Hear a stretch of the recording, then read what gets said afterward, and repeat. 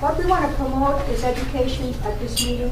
From a standpoint that I'm coming from, as a long-time member and an officer, I think we need to build up on our certification, not so much by numbers, but so much by the education part of it. Angela also has been certified for a good number of years as well, and is our education chairperson.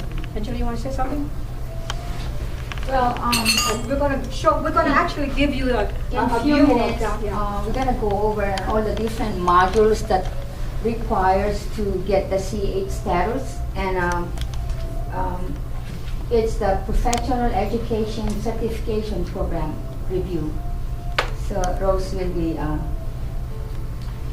association, education is the top priority with IDHA, and we still have a lot of work to do as well, and Brian Benz being the education chairperson.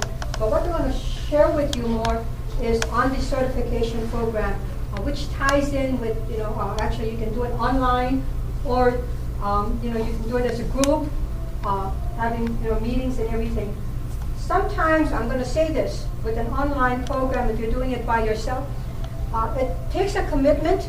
It takes where you got to really focus by yourself and go through all these reading. I don't like to read things. I'd rather have somebody, present things to me and help me. And if I have questions, I can ask the questions as well. But some people are going through the online program as well, I know with Brian, we're working on the program. We're supposed to start it this week, but with certification, because there's a few people who want to sit in twice a week for 2 hours in the morning, and we had set Tuesdays and Thursday mornings, so that we would review the modules, and then with every module there's an exam. So let's go through it, and this is for REH and CEH as well. But I won't go into the self-study program, but it is online, and you can do it, with yourself as a group. Just to give you an idea, years ago, we had it at KCC, Kapiolani Community College. We had it at Leeward Community College. Several of us attended, and we went twice a week as well in the evenings.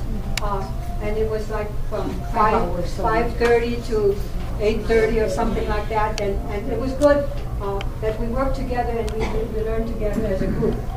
Since then, I don't see KCC, and although LCC, Leeward Community College, told me they were interested in starting it up again, we were fortunate back then because they had some grants or some funding that some of us were able to use as we took each module.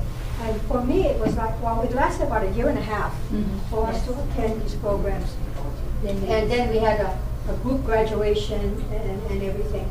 And we have to maintain your certification, the CEUs or the continuing education that you take also will apply. But we'll kind of go through this. The certification program for both CEH and REH goes into 2 sets. The Managing for Effect series, which has 5 modules. The Technology series has 11 modules.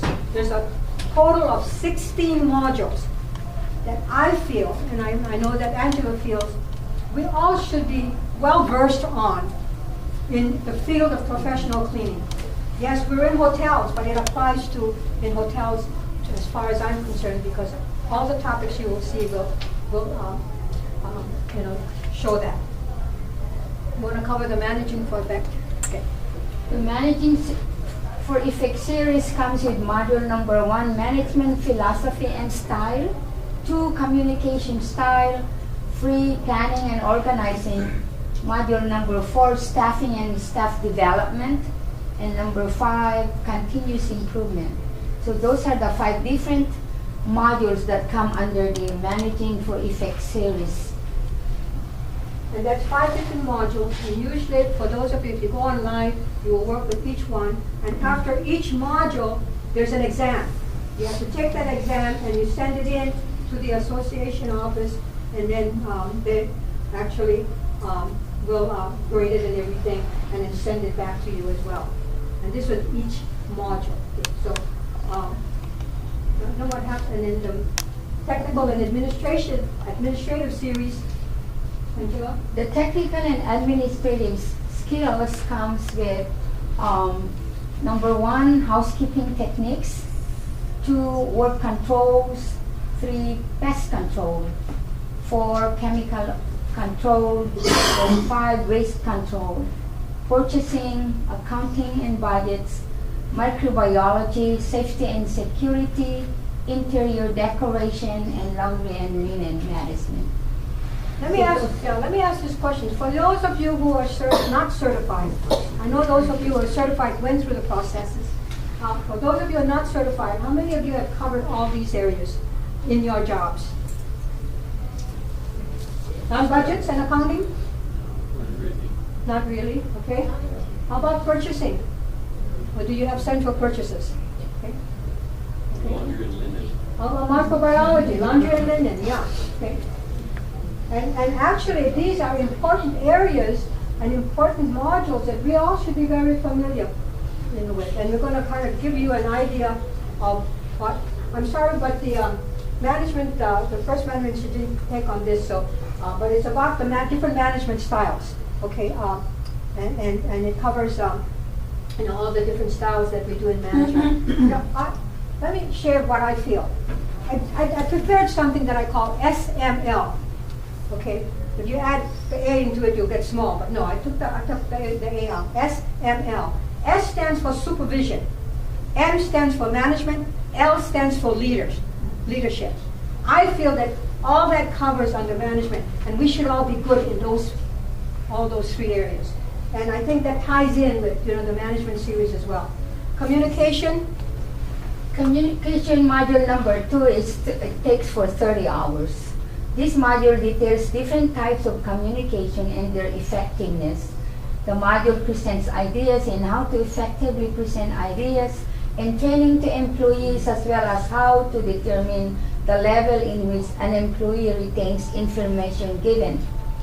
Meetings are always a struggle with any group. This module outlines tips on keeping a meeting on point and ensuring its effectiveness.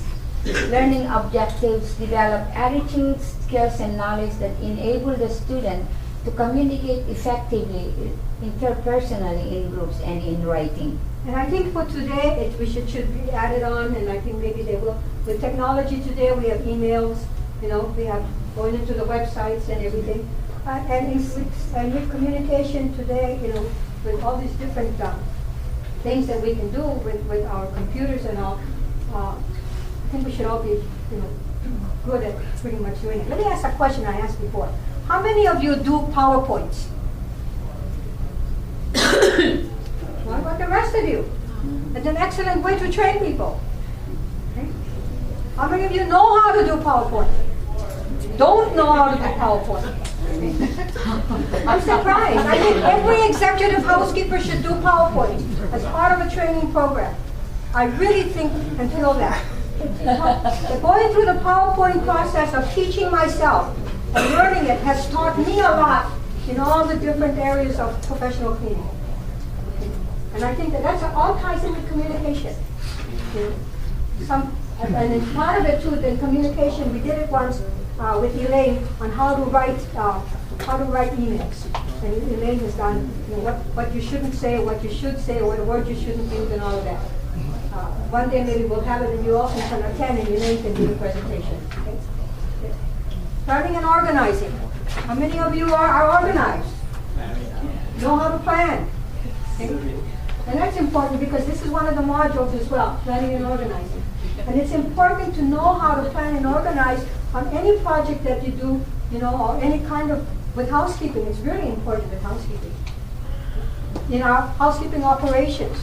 I've opened many hotels, and that's why I'm kind of for Aston, I was Aston Corporate Executive Housekeeper. I opened hotels in Cancun, Mexico, the mainland, you know, all over. And so to me, this is a passion. Planning and organizing is very important. Okay?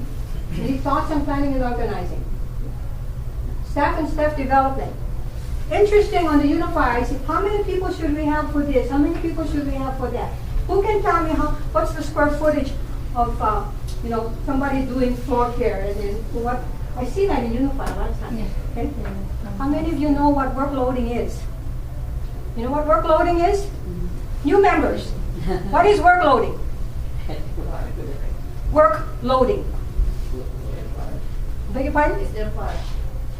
Fire. How many fire? Work loading is know how to go into an area and know how to determine, let's say this room, let's say, let's forget that it's an outrigger room. And your boss tells you, okay, we have carpet, we have floor, we have ceiling. Tell me, how many people would be cool that we can get to do the job within a certain time frame? What is the square footage? What are the different tasks to be done? Why do you think contract cleaning people come into our properties? They know how to workload. Right, Brian? You're supposed to know how to workload. When you open a new hotel, how many rooms should they clean? How long will it take to clean the room? How many shifts do I need?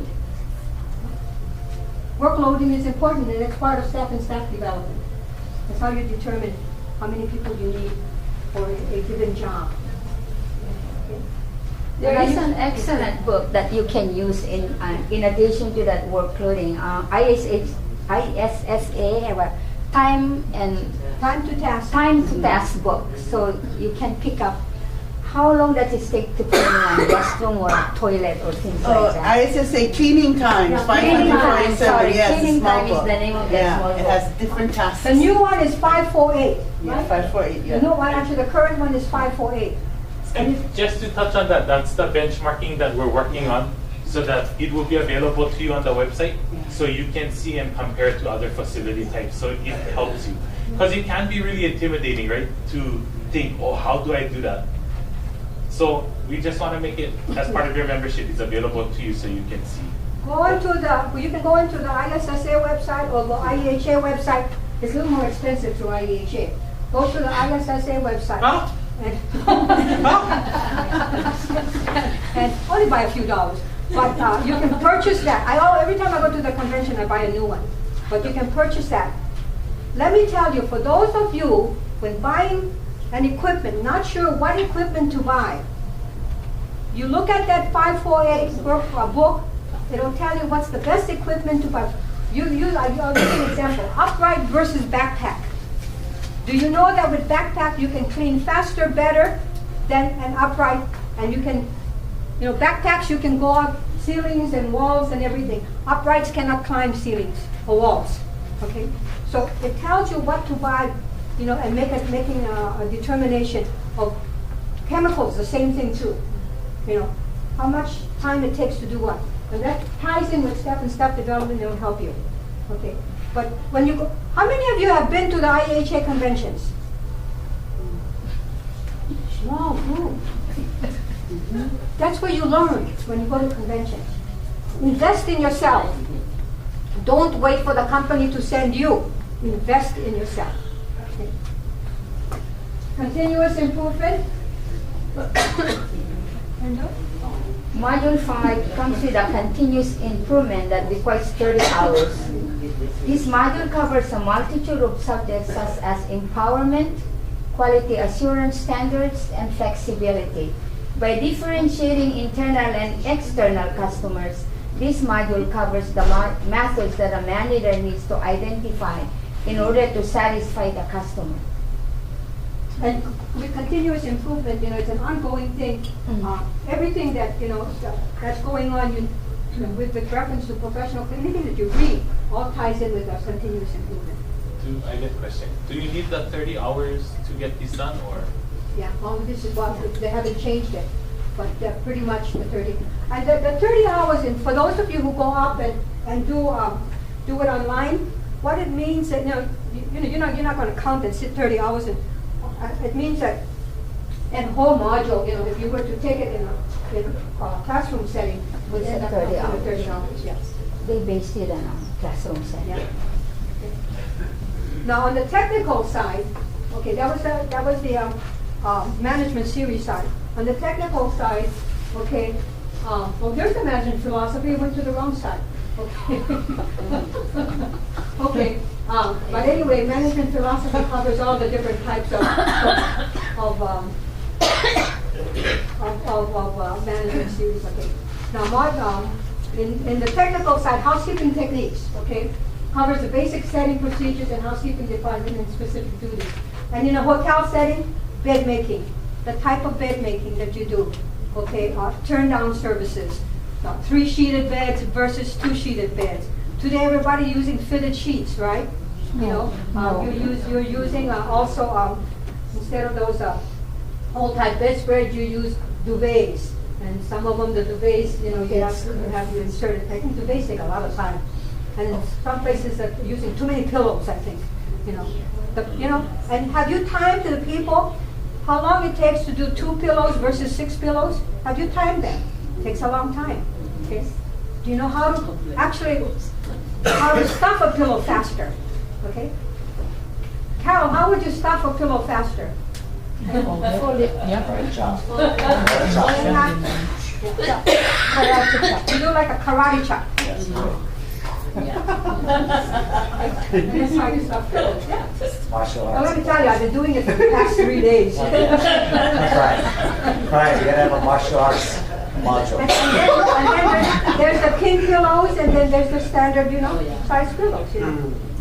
And don't try to fit a king pillow into a standard pillow.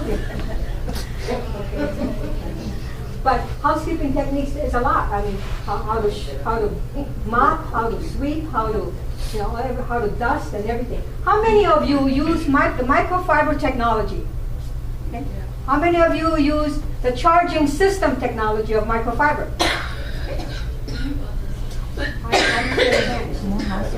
Also, the charging system with flat mop system, with the flat mops, microfiber flat mops. Go to Polymomi, you'll see how they use it and how they do it in the emergency rooms. Excellent, excellent. Okay? But housekeeping techniques cover so many different things. How many of you are familiar with turn down services? I know Diane is, right? You have different kinds of turn down services. I know that in Las Vegas they have competition at the top hotels on who has the best turn down services. And they're different types. They have the envelope type. They have the one-sided type, you know, all of that. And all that is part of housekeeping techniques. 15 hours. Work controls. How you control your work. Those are important. Okay? So this is another type of what has to, efficiencies and all of that. Pest control. Brian covered pest control. I feel pest control, no matter where you work, hotels, wherever. Okay, healthcare, senior citizen homes and what have you, you're going to run into pest control problems. One of them is bed bugs, right? Yeah. But you don't hear too much about bed bugs because they don't want people to know about that. They try to cover it up and take care of the situation and the problems. Yeah. But pest control is important to know. There's all kinds of pests today, okay? Even the human pests, okay? Chemical control, There's a big thing on chemical control today. And how do you, train your people? How many of you still use the spray system, spray bottle system?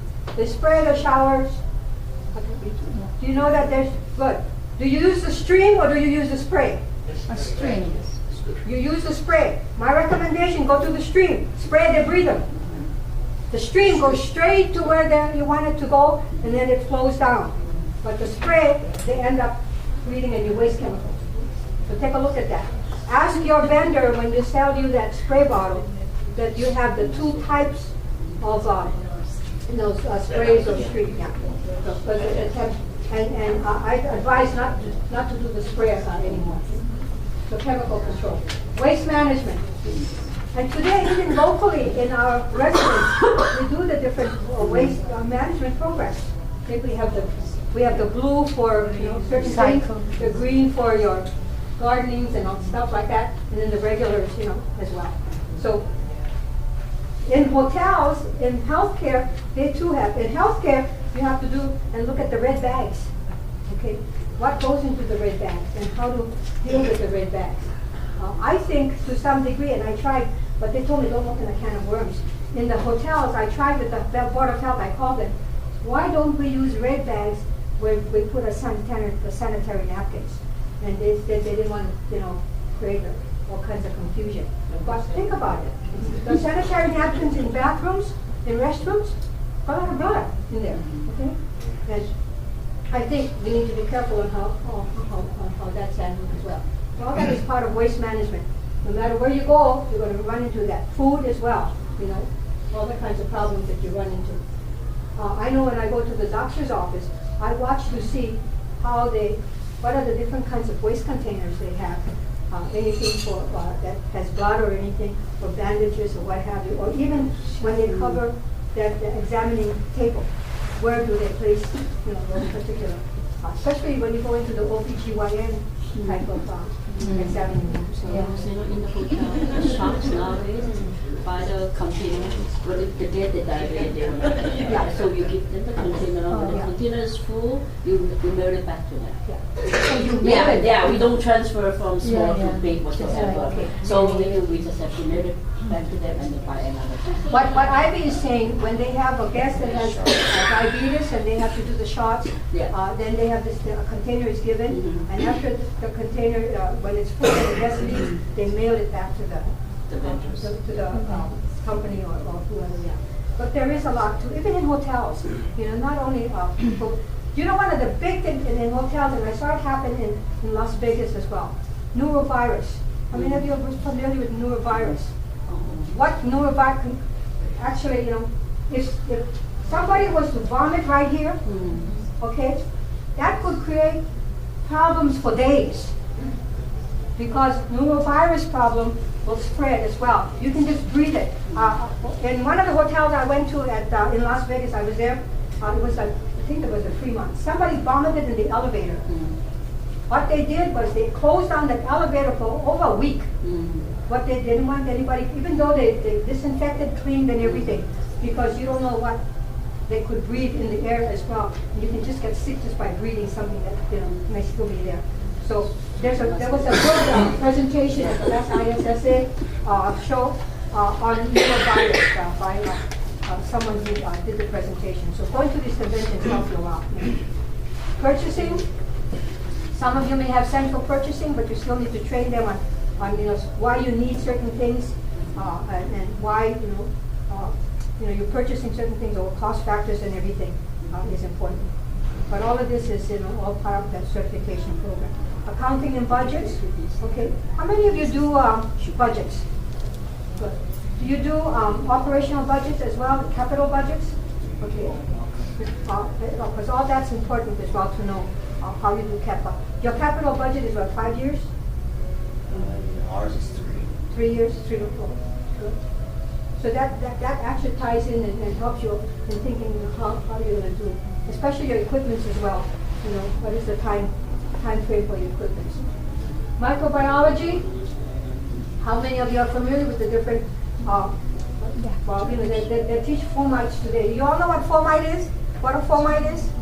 F-O-M-I-T-E. Guys, you don't know what a fomite is? Your wallet is a fomite. Your cell phone is a fomite. It's something that spreads germs. Okay? So you carry a lot of fomite on you. You know. Ladies, your purses is one of the big fomites that has a lot of germs. What's that? Then here's a big fomite here. Stay away from it. And they teach this in the healthcare setting. We all should know what a fomite is. A fomite is something that spreads germs. Okay? Your wallet, the biggest thing in a man's, the germiest thing a man carries is his wallet.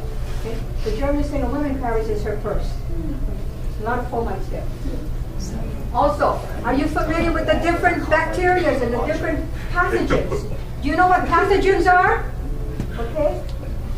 How many of you know what MRSA is? E. coli. C. difficile. Okay. You should be familiar with those. Stop swearing. So, what I'm trying to point out is these modules are very important, and we all should be very familiar with it and know about it. You know, I think if you came to one of the workshops, I can make you feel really, Yeah. Derek does it without even having them. not dirty, but you become so, so paranoid. You'll be paranoid, and go home and want to. I did a workshop once for senior citizens. They got so paranoid, they said, we're going to go home clean now. No, but microbiology is important. Spray them with sanitizer as they leave in the room. Or stream them with sanitizer. Yes. You learning safety and security. I'll be sharing some things about it with you. We talked about EHS and all safety. And this is really important. Now, at the beginning of the year, if you haven't met your safety training as well, do it now. We have a workshop coming up. And this would be between myself and IDHA. Okay, so safety and security is important. And I see some things that people don't, haven't been trained on and are not doing it right. Interiors, that ties in, we're going to have with our workshop or education training in our next meeting, where she's going to do some things that ties in with interiors as well. Okay, furniture is how to buy.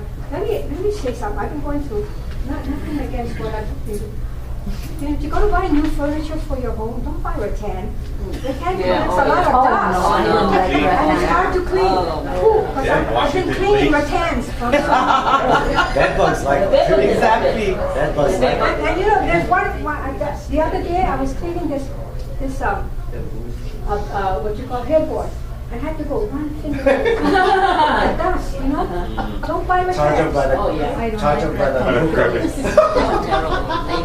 No, but actually, no, you learn these kinds of things, what not to buy, and what to use, and all of that. When you work with these kinds of stuff that you clean and whatever. Laundry linen, okay? How many of you know about poundages? If you have an in-house laundry. What is the temperature for drying?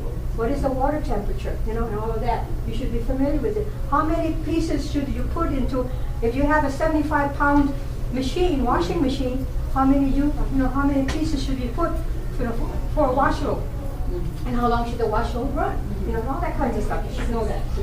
And all that ties into laundry and I saw this property where they use 17-pounders terries. And 17-pounders is big and thick and heavy. And they were stuffing the terry into the machine. And when the machine was running, you saw the terries all together going like this. What does it mean? Overload. Overload, not washed properly. Because the thing's supposed to be loosely, Comes out as a full mic. only the center ones. Because it wasn't washed well, huh? Knowledge knows no boundaries. That's why you need an outside laundry. Yeah. And the outdoor rental. This is United, somebody never did that. Okay. We're just teasing. Okay. And actually, no. And see, that's another thing to know about is laundry. How they do it outside as well. You want to know about their operations. Knowledge knows no boundaries. One of the things, I do a lot of PowerPoint, and I've done a lot of workshops and everything. And I'm willing to, with IEHA as well, and I'm putting together what I call a technology-enhanced learning and teaching educational process and tools for all levels of professional housekeeping managers, supervisors, assistants, and leaders. What it is I'm putting in different series my PowerPoints. If anybody's interested, it'll be part of our ways and means also for the IEHA and myself as well. For example, I have a safety series. I have a professional cleaning basics series, management series. I have a cleaning for health series, and it has all the different topics. So if you're interested, I want to take a look at this. Some of you might have it already. What it is a CD put together by different series with different PowerPoints already done. You can take it, teach yourself by going through those PowerPoints, learn how to do PowerPoints, and then do training with it as well. And the work's done for you. The work's done for you. You can then change, and I'm leaving it in a PowerPoint setting that if you want to change it, you want to delete, you want to do whatever, you can do it. And giving you an example, in the healthcare setting, for example, cleaning for health. There's the built environment cleaning for health. There's a Cleanology 411. You all know what Cleanology means? You all know the word Cleanology? Science. Cleanology is the science of cleaning. You know what cleanomics is? Economics of cleaning. Economics of cleaning. You know what a cleanologist is?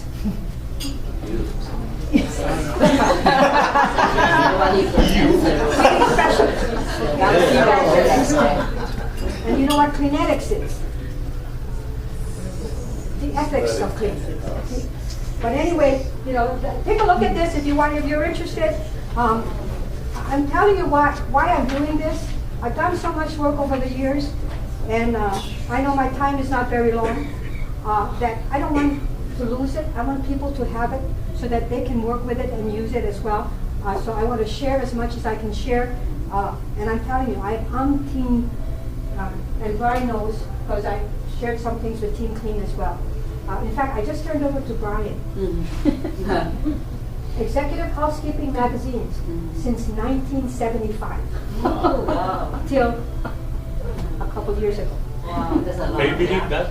And I turned it over for his library, because he has a library for this using for the students at Kaimoki, so they can look through it and see what the housekeeping profession is all about, you know, and what it covers and everything. And I put it together for him in months and years. Right, Brian? That's how much the profession is. Imagine what you could get for it on eBay, Brian. He wasn't the last bidder.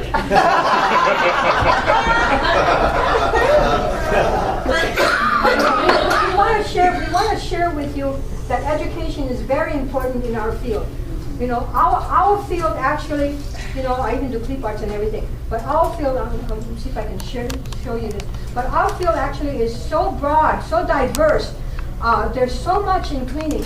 Actually today, if you go into the business of cleaning, you look at the business of cleaning, not only is there healthcare, there's hospitality, there's education, and one of the things, if you look at how they're cleaning school classrooms, you know, there's a concern there. And then there's food service. You know, when you look at food service people, I was sharing with one of the gentlemen. I went to I'm going to use the word Zippy's. This was at the Brewery Shopping Center. And when I saw a senior citizen, you know, I'm a senior citizen, so I saw a senior citizen person wiping tables, you know, going from table to table with what she called a rag. And she had no gloves. And so I called the man, I went to the manager. Call your manager, I want to talk to him. I said, you have a senior citizen there. She's wiping with this rag from table to table, spreading the germs. She has no spray bottle, no gloves. You know, you're hurting her, plus you're hurting the other people. You know, and I'm trying to get Zippy's. Is that what security came? Is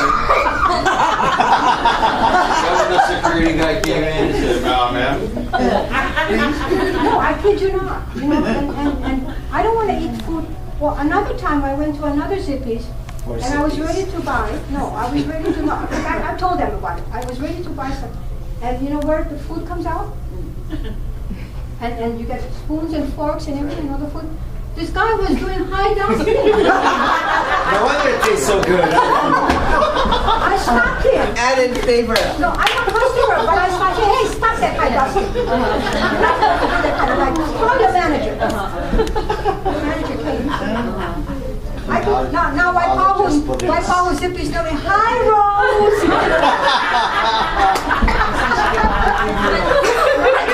I don't get free meals. But they smile at me, so you know. In your face. No, because you know we got to think about ourselves and protect ourselves plus the other people. And I don't want to see those kind of things. Not in food service as well. You know, McDonald's the same thing too. I scold them when I see something that's not done right. If you had that, you know, Brian, you got the device, right, that shows how much. Oh, the ATP. Yeah, brought that that with one. you and you stuck that on the counter or something. How many of you are familiar with the ATP device? It is a measuring device that will measure germ count but won't tell you what kind of germ it is. Right. We did it at a school. I did it with Leslie. We did it at one of the high schools where all the teachers were there, and we asked them to share their telephones, their cell phones. And let me tell you, they were scared when we got the count of what the germ count was. Now we cleaned it up afterwards for them. We wiped it, with the wipes and everything. Then we did another count, and then the count dropped. I did the same thing we did with Leslie. We did it in a school with the toilets before cleaning and after cleaning, and the germ count was amazing to see. But the ATP device actually won't tell you what kind of germ it is, but it'll tell you the counts, and it does work. It does work. I think you'd use it as well too. Yeah. So anyway, so much for education. What we want to do is raise our standards. Okay. You old timers, pretty soon when you retire, Gary, you want to train. You want to train a person. I'll be going through Zippies and McDonald's. Hassling them. Next presenter, AARP. AARP is coming. We're going to pass out the Zippy senior discount card. Sign up. No, I'll be in professional cleaning until I die. I will not get out of professional cleaning. I'll be training kids at Manolo High School in April. You live a long time. Yeah. Stay away from Zippies, you live a long time. Oh my God. McDonald. Well, don't use a cell phone.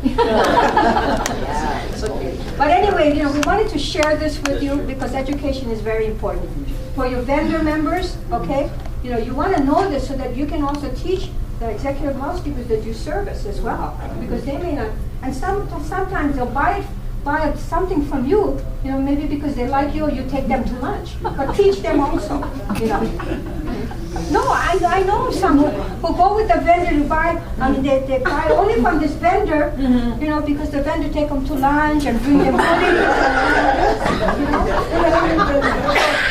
Vendor members, teach those people, because you have all new technology that comes out, okay, all new things that come about, and they need to know about these new technologies as well. And IEHA shows all of this to us when they send out the information. In defense of Zippies, the head of their safety department is a good friend of mine, and I do all the chemicals for them. They have extensive training. Wow. And it's ongoing, and you can't stop an employee from walking out and doing something against what they were trained in. In defense of Zippies. They have training every week. Everybody goes through an extensive program. I go Zippies 5 times a week in defense of Zippies. I go to Zippies almost every day. Oh, now you're going to be trusting each other. I understand they tell me they have training. Having training is one thing. Making sure that the people follow through is another thing. Maybe for the managers need to be sure you are managers as well. But that can happen in any facility anywhere where an employee goes rogue on you. Well, I've not only done this, Especially a senior citizen. And I'm there, so I know. and I don't think you're as close to me. Okay? I think. Bob. It's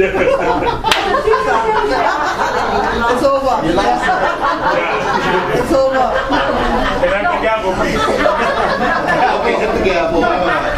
You're PhD, right? No, actually, I share this because I think we need to do better in our profession. And in all of us, not only the managers, but the vendors and all. Thank you very much for your time.